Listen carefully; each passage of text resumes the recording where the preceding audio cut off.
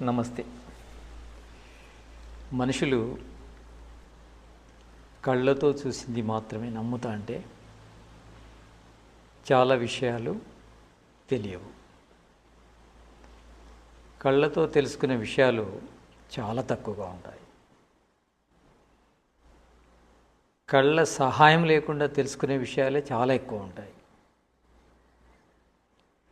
ఋషులు అందుకే ప్రమాణాలు అనే విధానాన్ని చూపెట్టడం జరిగింది.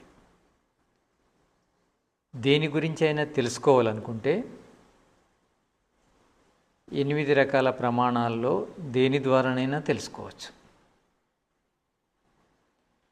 8 ప్రమాణాలు: ప్రత్యక్షము, అనుమానము, శబ్దము, ఉపమానము, ఐతిహ్యము, అర్ధాపత్తి, సంభవము, అభావమని.